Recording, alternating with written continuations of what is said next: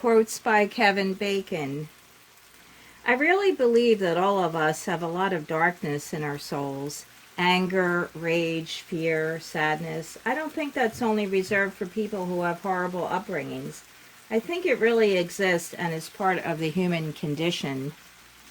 I think in the course of your life you figure out ways to deal with that.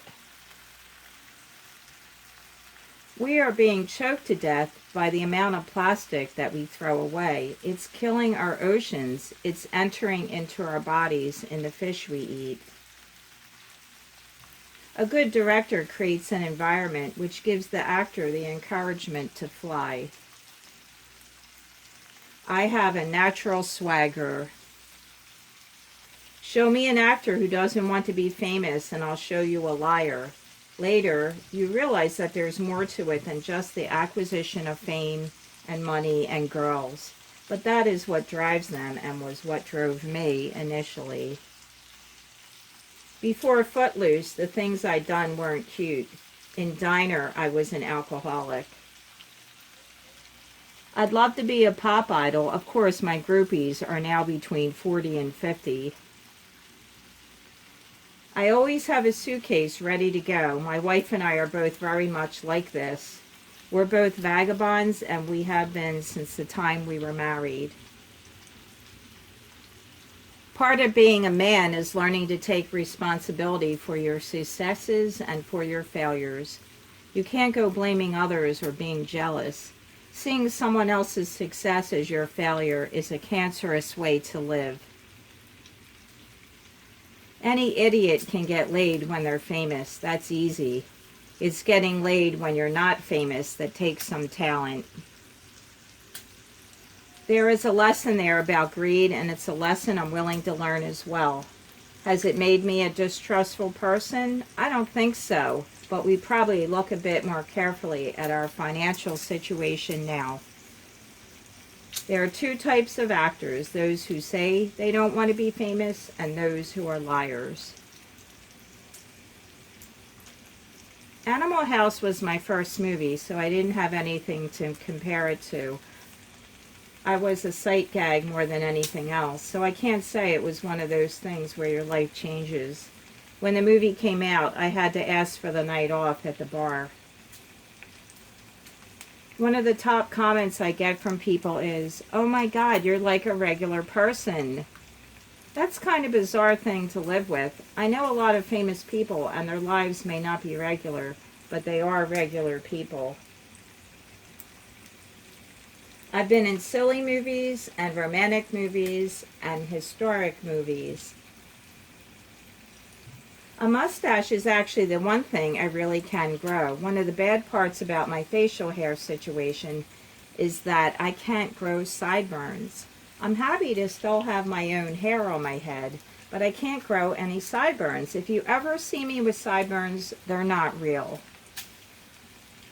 Keep doing what you're doing. Don't be afraid of fame. The most challenging work and the best work I've ever done was in a thing I did for PBS called Lemon Sky, a play by Lanford Wilson. I think it's the rawest, most complex work that I've had to do and the thing I'm most proud of. As I was coming up on the stage, there was one source that could make or break you, the New York Times. Inevitably, there would be one actor singled out for a better review or worse than someone else. The effect of that was cancerous, divisive. Clint Eastwood has always been a hero. Critics can be your most important friend. I don't read criticism on my stuff only because when it's bad, it's rough, and when it's good, it's not good enough. Gary Oldman is impossible to steal a movie from. He's such a great actor, he's off the hook. I love him. I always wanted and still aspire to be something more than just one thing, just one performance. I didn't get into this so I could talk about my work, my movies. You become an actor to act. I do better on the first 3 takes. I won't be better at 20 takes. I do struggle with how much and in which way, as an artist or celebrity, that you voice your political views. I don't have to do the lead. If I did a big part, I'll do it. I don't read my own reviews, and I haven't for probably 15 years. I read other people's reviews, though. I don't want to stop acting, but acting in some ways is a young man's game. I just let the work speak for itself. An actor is not afraid to take risks, to put on different hats, to be a good guy, a bad guy, a victim, an abuser. There are all kinds of people in the world, and playing them is what acting is all about. I like directing. It takes a lot out of you, but I'd like to do it again. I just have to find a story I want to tell. I think we all have a lot of darkness in our bellies. As an actor, the challenge of tapping into that, reaching down into that sadness or anger is very therapeutic. I'd always tried not to worry about the size of the role or the size of the film. I'd really like to get the girl, shoot the gun, drive the car, have fun. I even have these kind of action dreams where I'm the action guy. I'm always happier and a better actor when I can really lose myself in a character and become someone else. I've made 3 studio albums and 1 live one with my brother.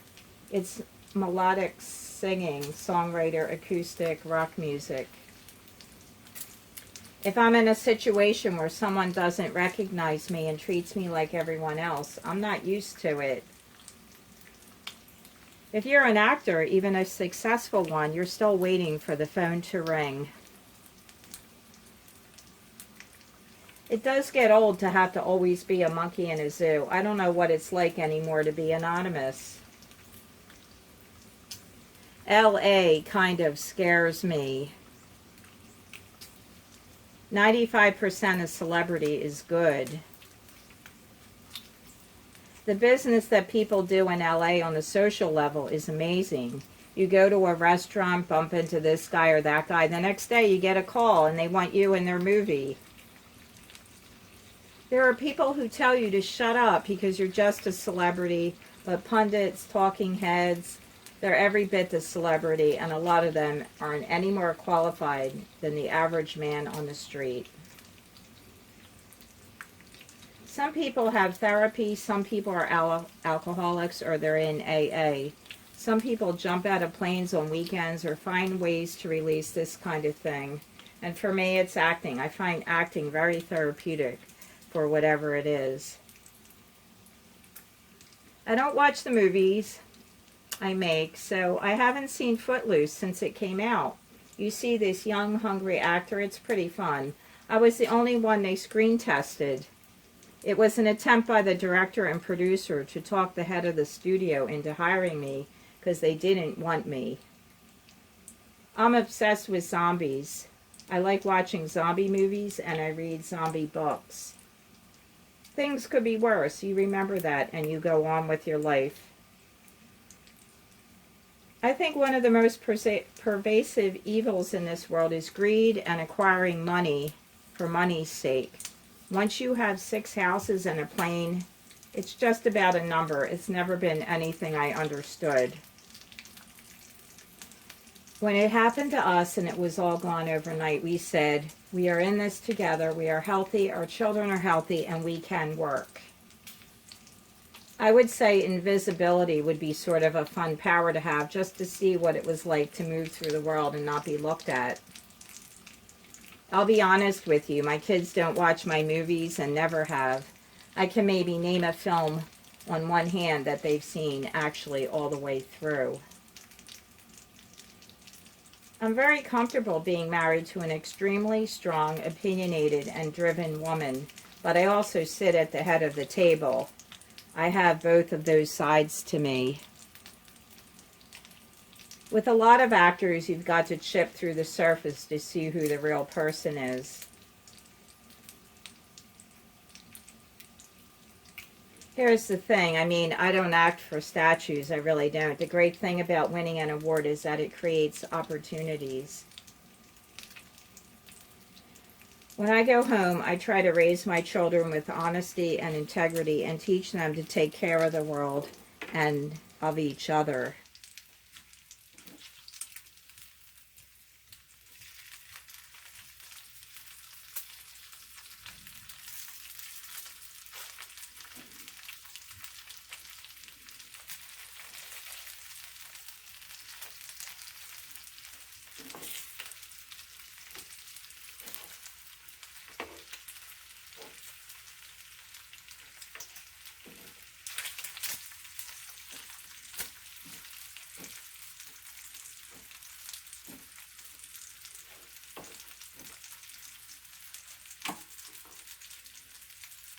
I try to show compassion to people I come into contact with and try to put good out, as much good as I can. But that's my life. That's not my work. With my work, my job is to walk in another man's shoes.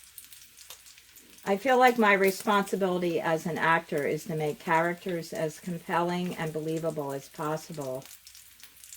My kids don't watch my movies. What I want to do is go home and hug my kids, talk to them, and engage with them. My brother is the lifelong musician. He made the choice to do that when we were very, very young kids. I remember him playing in bands and listening to the music he was writing in the house. He's 9 years older than me. When it comes to music, it's my clothes, it's my guitar, it's my voice, it's my song. I'm a vagabond. I have a suitcase that is ready to go at a moment's notice. The thought of being in one place for a long time or playing one character for a long time is terrifying for me. My family survived losing money to Bernie Madoff incredibly well compared to others. My dad was an architect, and he wasn't a rich guy, but in our little world in Philadelphia, he was famous. He loved to see his picture in the paper. I wanted to be more famous than him. I think of myself more as a workhorse actor. It will be hot and cold and up and down, but no one will kick me out of the business. I want to see the numbers that prove that show business marriages are any less successful than any other marriages. It's just very public when they fail. Fame is very much a double-edged sword.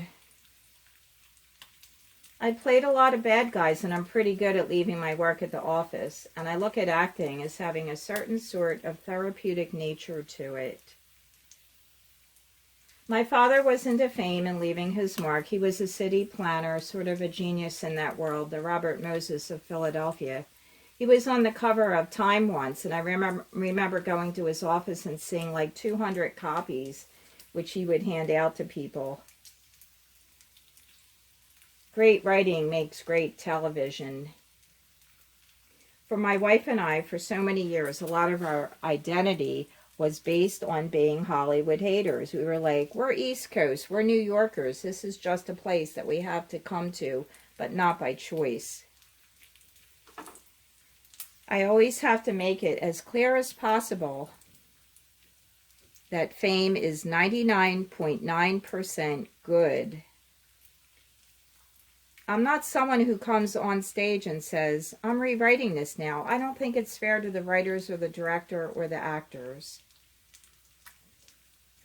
The greats are The Shining, Rosemary's Baby, Don't Look Now, The Exorcist. Those movies were not really slashers. They were about psychological terror and had very deep emotional backdrops. If we do our best, 6 Miranda Drive can be that kind of movie. I was in the first Friday the 13th, and that was a micro-budget horror film.